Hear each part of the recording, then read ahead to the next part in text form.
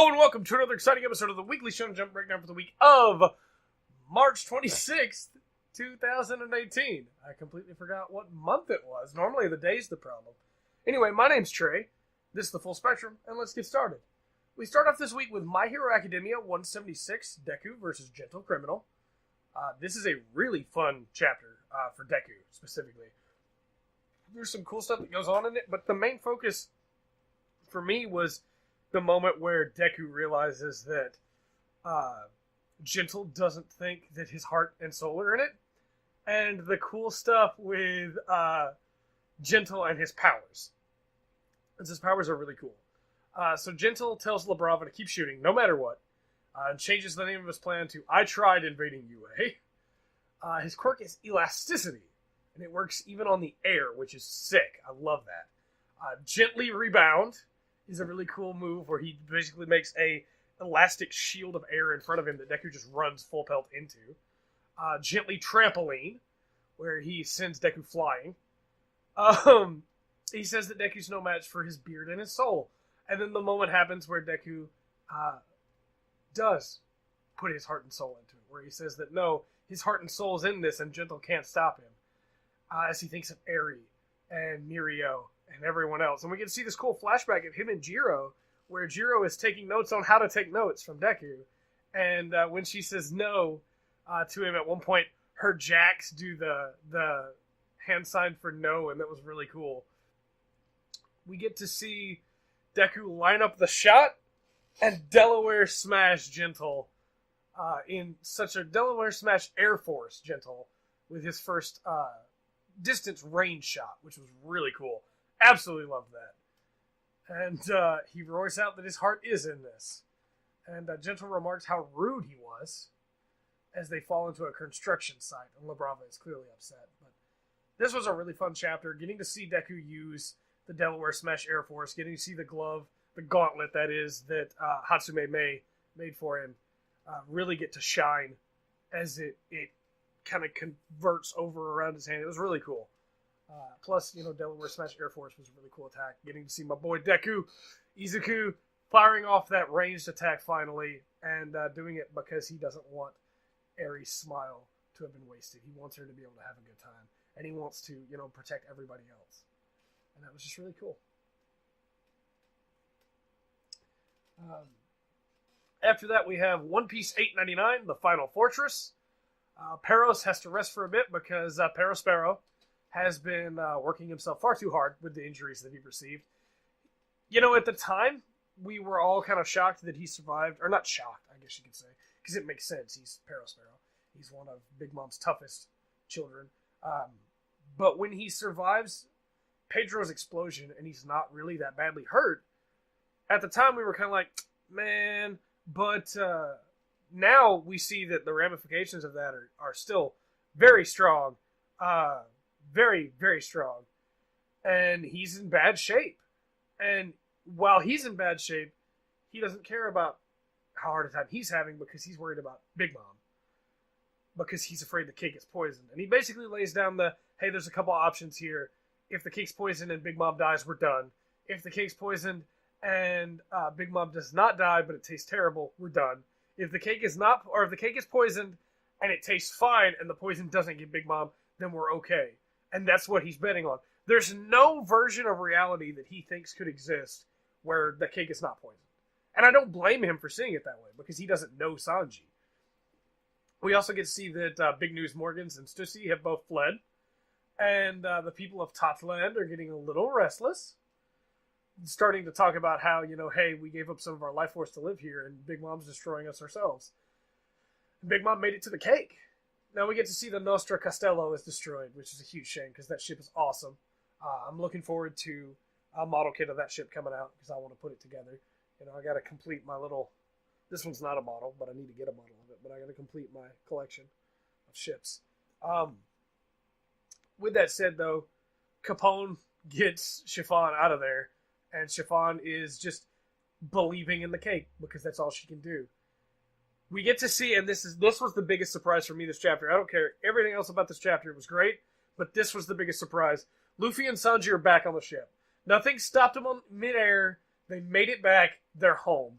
Thank goodness. Thank goodness. Thank goodness. Now we can work on getting out of this chapter. And I'm fully aware that One Piece 900 has come out because this review is late this week, and that means that many of you have probably already read 900 and know where the story goes from here. By all means, put it in the spoilers down below if you want to. I'm going to be reading it Monday anyway, and we'll see if those are true. But for right now, Luffy and Sanji are back on the ship. Chopper sets to work on Luffy, of course, even though Sanji's also been shot, but Luffy obviously is the first priority here. Judge attacks Smoothie to back up the crew, and the whole time he just berates Sanji, telling him he's a failure, that he cares too much about people, that his skin's not made out of metal, that he's completely worthless, that he wastes all his time cooking. And Luffy asked Sanji why Judge was listing off all of his best qualities, to which Chopper agrees, and Jinbei laughs. This is exactly my man Luffy. Respecting Sanji for who he is, viewing those as his best qualities, because they honestly are. They're what makes Sanji who he is. And to have Jinbei laughing along, like, yes, Jinbei needs to join this crew and stay here. I am very much on board the Jinbei train. Which it seems Oda is also on board the Jinbei train, so it's good. Daifuku attacks with his genie, and it's huge. And Sanji manages to block it with just one leg, despite already being injured and having been through a lot. Because my boy Sanji deserved a really good fight this arc and never really got it. He took a bunch of L's that he didn't need to take, but he's still a winner, in my book. Watatsumi and the Sun Pirates arrive to back him up, which is really cool. And I did see some people going, oh, well, here we go. It's just another, people are here to rescue the Straw Hats. But at least this time, we knew they were coming. Because this time, we had many comments about the Sun Pirates and seeing the Sun Pirates, and that comment from Chopper and Brooke about, was that a mermaid? So yeah, they're here to back them up when, right at the end of the chapter, I'm sorry, it's very late so that I can get this done before the weekend. This is late night Friday. I'll go ahead and just say that. Why not? It's right at the end of the chapter, the paddle ships arrive, and I've kind of circled them. So it's not over yet, but the Sun Pirates are here, and hopefully everybody can get away. Hopefully. Next up is Ziga Chapter 2, Despair to Anger. Bano talks about the living weapon that Ziga is, about how no, wild creature has a matter disintegration ray, a biological matter disintegration ray. Adra takes over everything, and Bano sends somebody to pick up Ko, who puts Amagi's arm to rest after apologizing he can't give her a proper burial.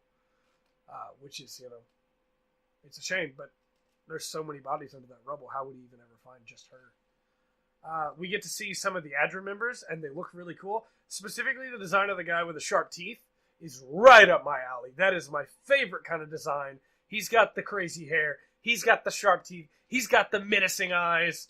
I love this guy already, and I don't even know his name. Ko finds this guy and helps him out, but this creature attacks him that looks like a piece of Ziga, and we find out that's basically what it is. It pushes a flash wave into Ko's head, that's what it seems like at least, repeating the name Ziga over and over and over again. The female soldier from before shows up, but it manages to get a hold of her as well. Her shots aren't really doing anything. But when Ko picks up the gun and activates his own flash waves in his rage, he releases the leech gun's limiter, and it opens like the mouth of a beast before firing its shot, which of course blows away the monster, and the female soldier remembers Bano's words. So, this was a fun chapter. Absolutely still loving Ziga. Ko again seems really OP, but it mostly seems like it's because these flash waves. So, hey, I'm down for that. Super. Next up, we have the Promised Neverland 80, You Have No Right. Nos is still weeping, and although the kids remark he has no right to be sad when he killed their families, which is absolutely true, technically, Nos begins eating Noma, which is really caught me by surprise. I didn't expect that. Nos then dodges the sniper round and throws his spear at Paula. We'll find out if that hit next chapter, or one of the later chapters, I suppose. Then he goes on a rampage, and I expect that Sandy and all the others there are dead, because Nos looks very angry. Loomis and Emma face off, which is probably the highlight of this chapter, like it was the highlight of last chapter where they met up. And Emma gives Lucas's message. Was my arm delicious? Lucas recognizes that immediately and is jubilant at the idea of getting to hunt him again. And then almost immediately figures out that that man will be showing up as well. Luvis had offered Lucas a game, and now they offer it back. He accepts with laughter. We'll find out what that game is probably next chapter. Meanwhile, Bayan goes hunting, and the kids are not ready for him. So we will see how all that turns out. But this arc is great. I'm loving it so far. Next up, we have Robot Laserbeam 50, the Wolf's Sense of Smell. We get a flashback of Rion teaching Robo how to curve, and then about the two different types of golfers, technicians, and the instinctive players. Rion then tells Robo not to copy an instinctive type, as Genro shows us very clearly why not. Genro chooses the driver, then crouches to smell the air. The crowd is very creeped out by this. He then sees the trail in his mind and takes the shot. It's an amazing shot, which makes it onto the green and falls into a molehill, which is very unfortunate for him. But it works out, I suppose.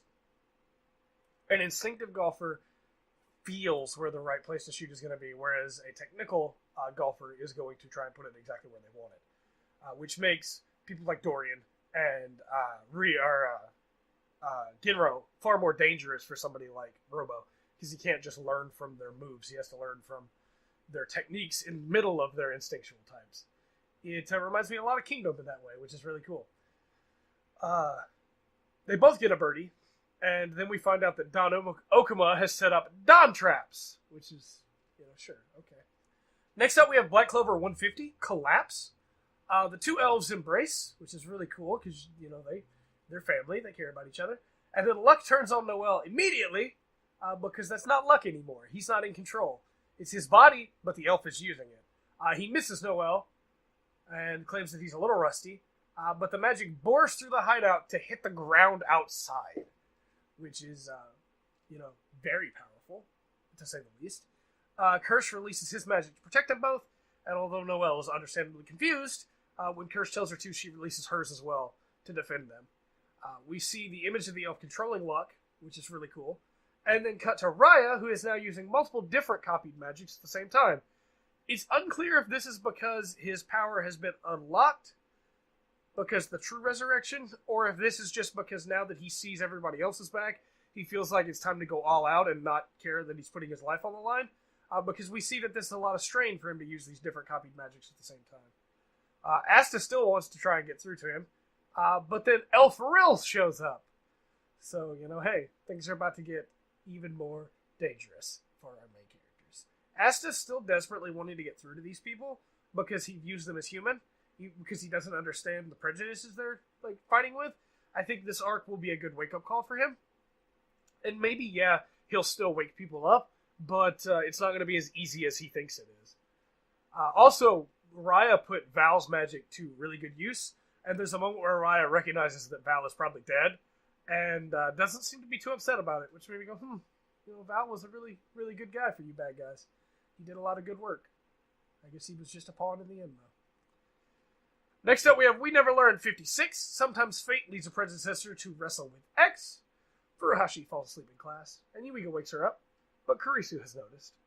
That night, Kurisu has to stay up extra late to work on her mini-test, and winds up sleep-deprived in class. This leads her to fall asleep in class, and Yuiga notices.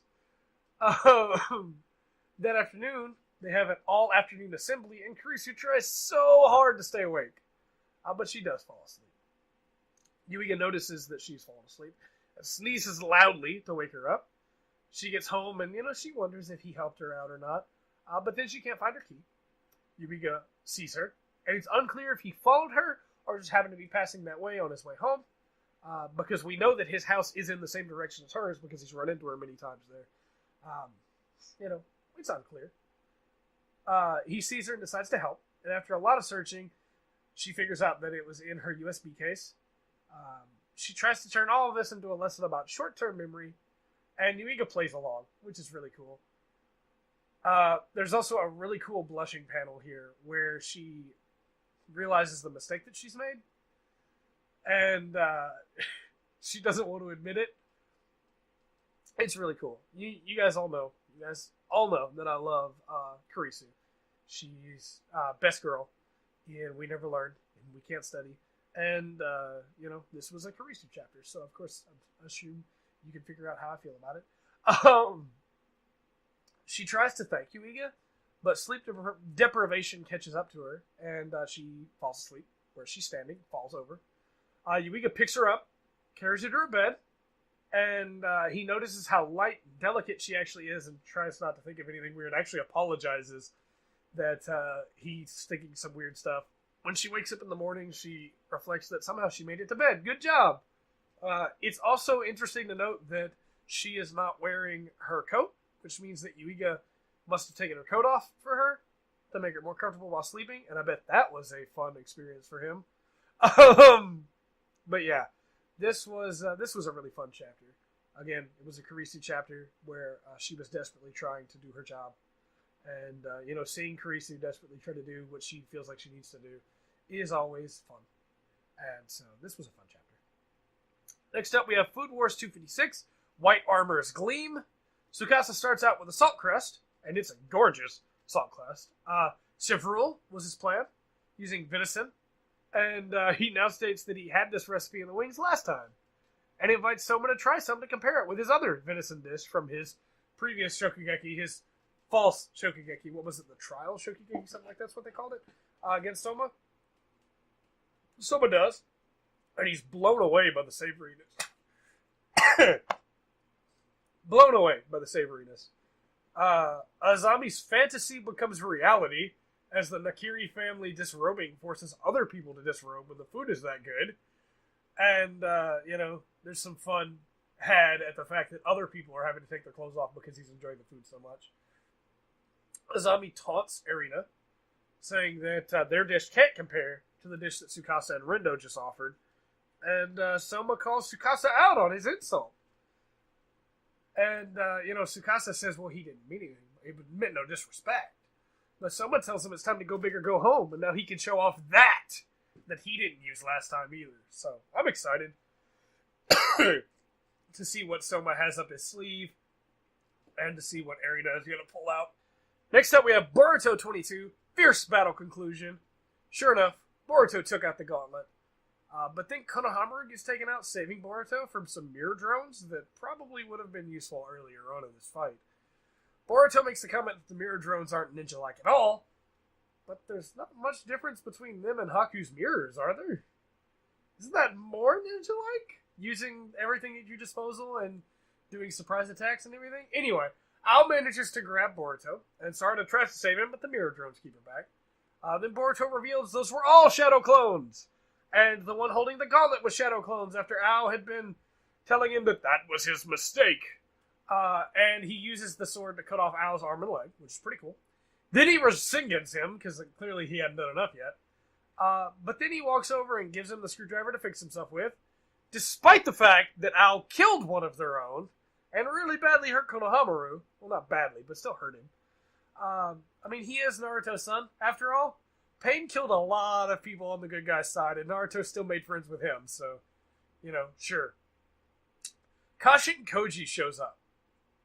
And remember, we had commented that this would probably happen at some point over the course of this fight, because Kashin Koji was worried about Ao. Well, now he sees that Ao has lost, and now he's worried about Ao for a different reason, because it looks like he's probably worried that Ao is going to give away information because they're going to take him back to the village. And he can't let that happen.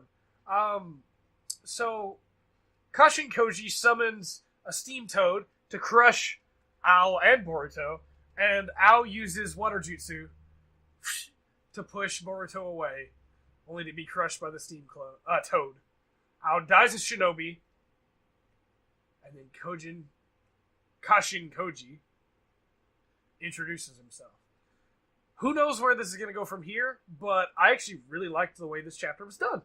I thought it was really cool having Ao use ninjutsu again one last time before he died, because this whole fight he's been completely dependent on the ninja tools.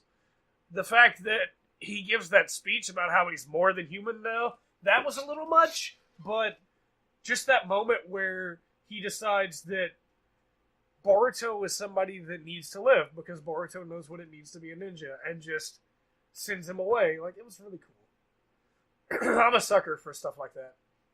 Because Ao was never truly a bad guy. He was just a antagonist. He was a guy who had his own, view of how the world needed to be, and he was working with the bad guys to bring that view around. So, I expected that he wouldn't kill Boruto, and I expected that he might wind up saving Boruto from something. I didn't think it would be from this, but still, it was a pretty cool way to go out. So, sure. Next up, we have Noah's Notes 3, Time Capsule of the End. This will be the last Noah Notes that is in Weekly Shonen Jump, unfortunately, because this series is great. Kotobuki is trying to live as normal, but how can she, knowing what she knows? Arc Lab, the collection of the best and brightest of the society, of this secret society anyway, is desperately trying to push things forward, and they want Kotobuki to work with Noah because he's a teacher who can't teach, because his research is classified. It's actually super tragic that all he wants to do is teach people about history, but before he could teach his first class, his research was deemed, and about loop theory, obviously, but before he could teach his first class, his research was declared classified and he could never teach. That's super tragic, because that's like his life goal. Mirai is his first student, and so the society wants to push that along, because they can see that no one gets excited when he has a student. Of course, as soon as he sees her, though, he goads her on, telling her that she missed history this much and everything. They then find out about a treasure map. A group of kids had seen something on the last day of Old Earth and had put it in a tin. This tin, because of loop theory fun times, had wound up in ancient Japan of the second timeline, if it's the second. I mean, who knows? Loop theory, right? And it wound up in Italy, where a painting had been made of it, but the paintings weren't that popular, and so the tin itself, well, no, the painting, it's not that they weren't popular, it's that the tin was the original, and they need it, and so it's on display at Rome. And loop theory gets a little interesting sometimes, but still pretty cool. Noah has a passport and a seminar course page for study abroad for Kotobuki, and so they set off. They eat some pizza, and Noah talks about the history of pizza. And while Kotobuki eats the pizza, Noah keeps an eye out. He finally tells her that they're being tailed, and the Gabello family underestimates Noah greatly. They don't really get a chance to interact with him, though, because they get taken out by a Knights Templar. And this Knight Templar is after the notes, and after Noah. And they are armed with notes, and they have the Holy Grail.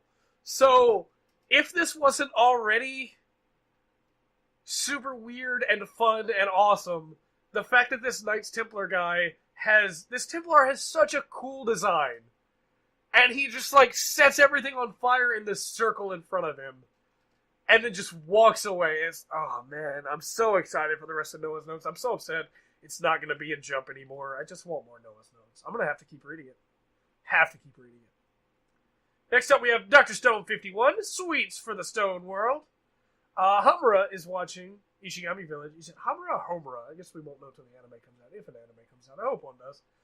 Senku tries to explain how the cell phones will work, then breaks it down when most of the group doesn't understand at all. He tells them the first thing they need is a cotton candy machine. The plan, of course, is to use it to get thin gold wire, but first, to test it. They throw in hardened sugar from the burned up alcohol from Hamura's fire, and Senku makes cotton candy. The village, of course, loves it. For a little bit, this turns into Stone Food Wars. Senku asks about Hamura, and some of the villagers think that Senku might be interested in her, but he's not. He's just a really nice guy, and he doesn't want to fight. This chapter really lets us see who Senku is. They wind up giving Hamura some anyway. It tells Hamura, it does two really interesting things. It tells Hamura they know she's watching, and tells Tsukasa's people they have cotton candy. Now, this will be a big thing. It may seem like a small thing now, but it'll be a big thing later, because there are going to be some people that are with Tsukasa that will be swayed by the idea that Senku has ramen and Coke and cotton candy. Like cola, ramen, and cotton candy. You've got soda. You've got food, like really cool, really fun. Everybody loves ramen. Not like everybody loves ramen, though. Although that would be a really dumb idea for a parody show. Everybody loves ramen. Um, and then you have, I threw myself off there, then you have sweets. And with all three of those, like, yeah, you're set. Hamura does, of course, try it. And Rui has the realization that Senku is just a really nice guy. Next up, we have Hunter x Hunter 379, Collaboration. Kashi gives her statement, her faulty statement, since she's also on Luini's side. Nobunaga hits onto the modus operandi of Luini and the Char underboss. The Char. Is that how that's supposed to... I don't know. Again, we won't know. Wang. Man, Wang. Underboss Wang.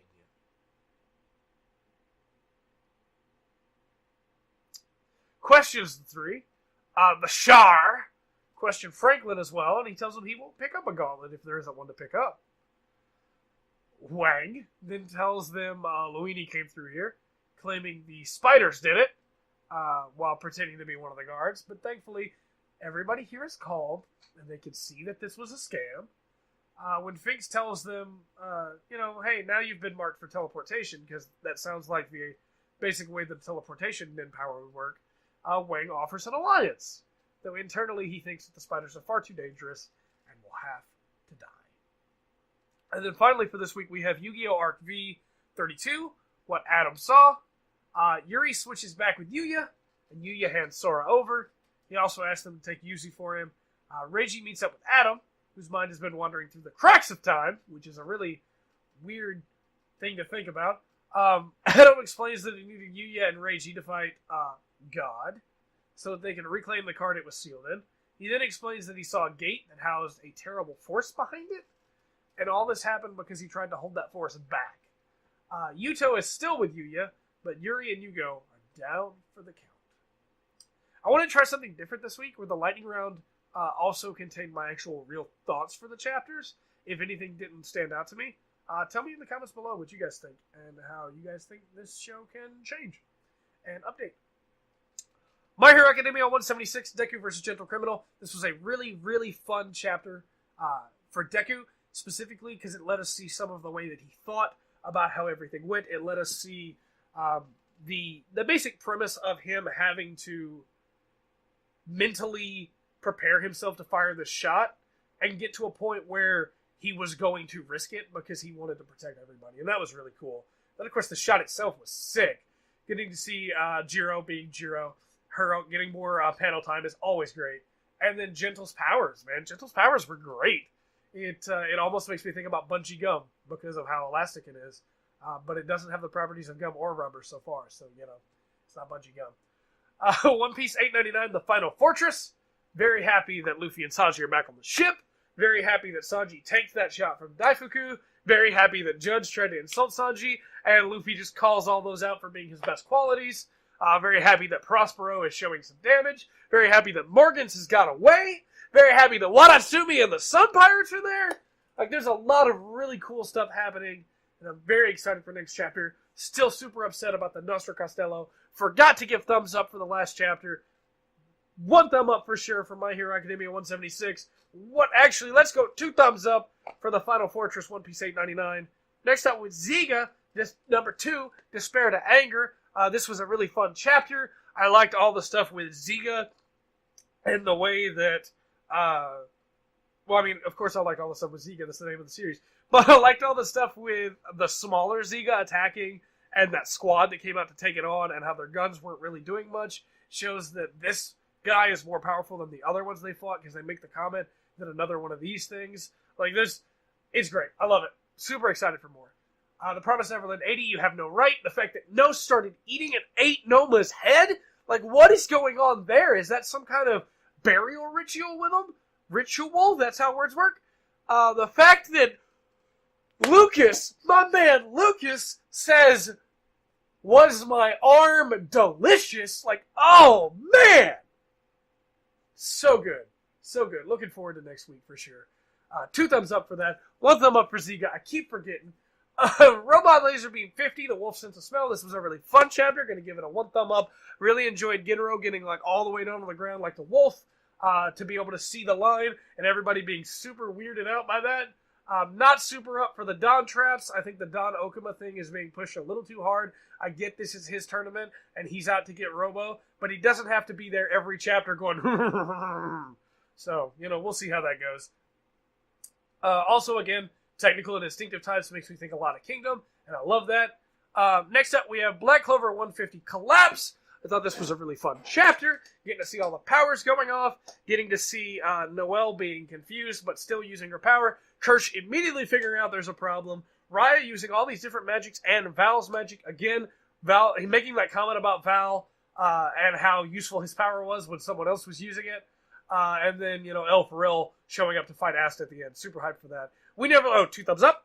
We Never Learned 56. Sometimes fate leads a predecessor to wrestle with X. Getting to see Carisi fall asleep and trying to wake herself up and hitting her head on the blackboard. That was really cute. Getting to see Yuiga trying so hard to keep her awake. Getting to see them working together to try and find her key. There was a lot of fun this chapter, and of course all culminated in that moment where he puts her in the bed. Absolutely great. Loved it. Loved it. 2 thumbs up. Next up, Food Wars 256. The salt crust was beautiful. The food underneath was amazing. The fact that Azami's power allows him to make other people disrobe could be really hilarious. The fact that Soma called out Tsukasa on his insult, that was really cool. Absolutely loved that. Looking forward to more of that. And looking forward to that, the thing that Soma has hidden and waiting. Boruto 22, Fierce Battle Conclusion. Gonna go ahead and give this one a thumbs up as well. I thought Owl's death was really well done, despite all the stuff with him spewing facts about how he was no longer human. And I thought that the fact that the glove was just down, and that was the whole point of that previous plan was to take out the glove was really cool. The fact that Boruto faked him out by putting the glove on one of his shadow clones, that was really cool. That felt like Naruto. I was super happy to see that. Noah's Notes 3, Time Capsule at the end, 2 thumbs up. My man the Templar shows up. My man the Templar looks sick. My man the Templar doesn't know where Noah is, doesn't understand what working together really means, because he's just going to take everything for the nice Templar. Very excited to see more of him. Super sad it's not going to be in Jump anymore. Hoping it comes back. We'll see. Who knows? Dr. Stone 51, Sweet for the Stone World. 1 thumb up. Really enjoyed the idea of the cotton candy. Getting to see Stone Food Wars for a little while. That was pretty cool. This was a really fun chapter, but it also let us see a lot more about Senku's character. It let us see that he really doesn't want to fight with Tsukasa. He really just wants to, be able to promote science and everybody to be able to live together and enjoy what science is. He wants to bring everybody back. He wants to rebuild the world. He doesn't want to fight wars, but he understands that he's going to have to fight on the way. And so when he doesn't have to fight, he doesn't. And I thought that was really cool. It's really nice to get to see Senku's character a little bit more. Hunter x Hunter 379, Collaboration. Gonna go ahead and give this one a thumbs up. Thought this was a really fun chapter. Getting to see Finks basically calling out Wang and seeing like, hey, you didn't even think about the fact that the teleportation power, what's wrong with you? Getting to see Franklin being like, yeah, we're not going to fight unless you bring a fight. If you bring a fight, yeah, we'll fight back. So this was really fun. I'm still not really super down with Luini. I think he's kind of dumb looking, but we'll see how it turns out. Who knows? Could be fun. Finally, Yu-Gi-Oh! RP 32, What Adam Saw. This was a exposition chapter that kind of sets up for some stuff to come, and it was a little weird for that, because basically what it's setting up is that there's a terrible force behind the gate that they have to stop, and in trying to stop that force and sealing the gate, Adam got separated from his body, and now that's why Eve and Isaac tried to get it back, which led to them creating this whole force that that Yuya and Reiji are fighting against. Okay, sure. Alright. Let's take them down. So we'll see how that goes from there. That's been the lightning round. My name has been Trey. This has been the Full Spectrum. And remember to always enjoy the full spectrum that life has to offer.